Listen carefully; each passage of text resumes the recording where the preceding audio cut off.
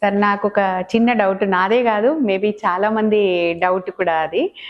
ఎప్పుడైనా కింద పడ్డప్పుడు కానీ ఏదైనా చిన్న చిన్న గాయాలైనప్పుడు కానీ ఫ్రాక్చర్ అవడం అనేది కామన్గా చూస్తూ ఉంటాం. బట్ కొన్నిసార్లు ఫ్రాక్చర్ కాకుండా స్ప్రెయిన్ కూడా అవ్వచ్చు. వాపు ఉన్నా ఉండకపోయినా స్ప్రెయిన్ కావచ్చు, ఫ్రాక్చర్ కావచ్చు అంటారు. అంటే ఇలాంటప్పుడు కింద పడి దెబ్బ తగిలించుకున్నప్పుడు అది ఏది స్ప్రెయిన్ ఏది ఫ్రాక్చర్ అనేది యాజ్ ఎ పేషెంట్గా తెలియదు. మరి దాన్ని ఏదో హార్ట్ ప్యాక్లు పెట్టుకొని వదిలేయడం కానీ లేదంటే డాక్టర్ దగ్గరికి వెళ్ళి ట్రీట్మెంట్ తీసుకోవడం కానీ ఇది ఎలా డిఫరెన్షియేట్ చేసి ఎప్పుడు రావాలి డాక్టర్ దగ్గరికి అనేది చాలా మంచి క్వశ్చన్ అండి. ఇప్పుడు మనకు లిగమెంట్ ఇంజరీని స్ప్రెయిన్ అంటాము. ఆ లిగమెంట్ ఇంజరీలో మనకి ఏదైనా లిగమెంట్ ఇంజరీ అయినప్పుడు దానిలో గ్రేడ్స్ ఉంటాయి. సో మనకి ఎప్పుడు పడినప్పుడు కూడా సింగిల్ కైండ్ ఆఫ్ ఫోర్స్ పడదు, ఫోర్స్ కూడా వేరీ అవుతా ఉంటుంది. So depending upon the force మనకు గ్రేడ్ ఆఫ్ ఇంజరీ ఉంటుంది. గ్రేడ్ 1, గ్రేడ్ 2, గ్రేడ్ 3 అంటాం. ఒకవేళ మైనర్ ఫోర్స్ వచ్చింది అనుకోండి, మైల్డ్ స్ప్రెయిన్ అంటాం. మైల్డ్ స్ప్రెయిన్ అంటే స్ప్రెయిన్ అంటే ఏం లేదండి, లిగమెంట్ టేర్ అయిందాన్ని స్ప్రెయిన్ అంటాము. దీనిలో మనకి పార్షియల్ ఫైబర్స్ టేర్ అయినాయి అంటే దాన్ని స్ప్రెయిన్ అంటాం అనమాట. కంప్లీట్ టేర్ అయిందంటే కంప్లీట్ టేర్ అయిపోయింది అంటాం. So as simple as that. So ఇప్పుడు పేషెంట్ అంటే సగం జరగడం మొత్తం జరగడం ఎగ్జాక్ట్ యా. సో కొన్ని ఫైబర్స్ టేర్ అయితే స్ప్రెయిన్ అంటాము, కొన్ని ఫైబర్స్ ఎక్కువ టేర్ అయిందంటే టేర్ అంటాం. As simple as that. So fibres ఎక్కువ టేర్ అంటే కంప్లీట్ లిగమెంట్ టేర్ అంటాం, ఏసీఎల్ టేర్ అయింది అంటాం అనమాట. అలా కాకుండా జస్ట్ కొన్ని ఫైబర్స్ కొంచెం స్ట్రెచ్ అయినాయి, కొన్ని ఫైబర్స్ మటుకు చిరిగినాయి, మోస్ట్ ఆఫ్ ఇట్ ఇంటాక్ట్ ఉందంటే స్ప్రెయిన్ అంటాం.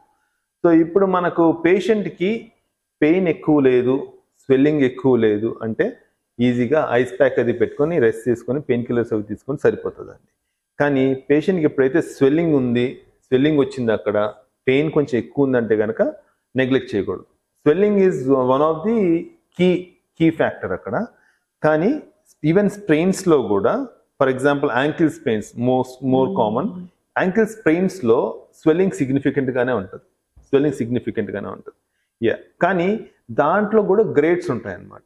So mild grade of ankle sprain అనుకోండి, స్వెల్లింగ్ ఉన్నా సరే వాళ్ళకు సర్జరీ ఏం అవసరం లేదు, రెస్ట్ కూడా పెద్ద ఏం అక్కర్లేదు, ఒక చిన్న యాంకిల్ ర్యాప్ వేసుకుని నడుచుకుంటూ వెళ్ళిపోవచ్చు.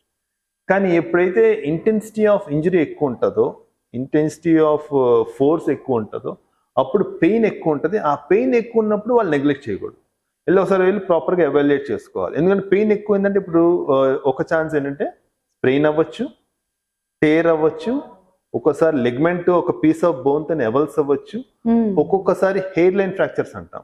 హెయిర్ లైన్ ఫ్రాక్చర్స్ అంటే ఫ్రాక్చర్ చాలా సటిల్ ఉంటుంది అనమాట, ఆబ్వియస్ ఉండదు. సో వాళ్ళల్లో కూడా అంటే కొంచెం స్వెల్లింగ్ వస్తుంది. స్వెల్లింగ్ అయితే కామన్, వీటన్నిటిలో స్వెల్లింగ్ అయితే కామన్. వెరీ మైల్డ్ వేరియంట్ అయితే స్వెల్లింగ్ కూడా ఉండదు.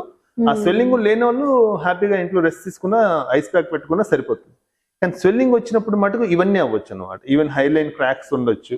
సో వాళ్ళంటే ఒకసారి మనం హాస్పిటల్కి వచ్చి మనం ఎవాల్యుయేట్ చేసామంటే ఏ కేటగిరీ సంబంధించిన తెలుస్తుంది.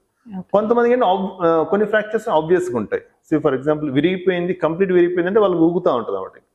అబ్నార్మల్ మొబిలిటీ ఆఫ్ ద లిమ్ ఉంటుంది.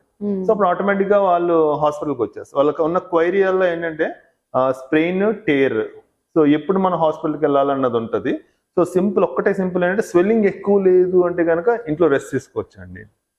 స్వెల్లింగ్ ఉంది అంటే కనుక హాస్పిటల్కి వెళ్ళి ఎవాల్యుయేట్ చేయించుకోవడం better.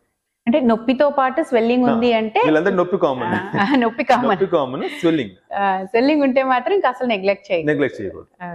Okay sir, thank you.